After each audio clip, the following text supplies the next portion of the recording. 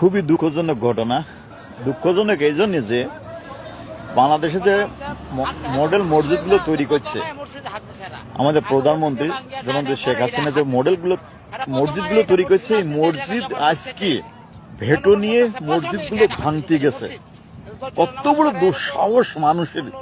একটা জিনিস চিন্তা করেন, মসজিদ তো আর আওয়ামী লীগের না, মসজিদ তো আর শেখ হাসিনা বা ছাত্রলীগ বা এদের না। মসজিদ আবহাওয়ার জনগণ, যেখানে 95% মানুষ বাংলাদেশের মুসলমান, সেই মুসলমানের দেশে আজ মসজিদ ভাঙছে।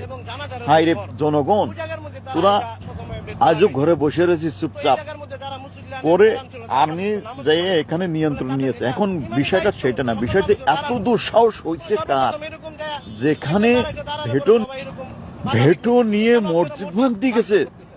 হ্যাঁ, তাও মডার্ন মসজিদ কোটি কোটি টাকা তৈরি করছে। এটা বাংলাদেশের ভিতরে, শুধু বাংলাদেশ না, এশিয়ার ভিতরে নাম করা। হ্যাঁ, আইরে মানুষ, তোরা এখনো কি ঘুমায় আসিস? আইরে মুসলমান, তোরা কি এখন ঘুমায় আসিস? তোরা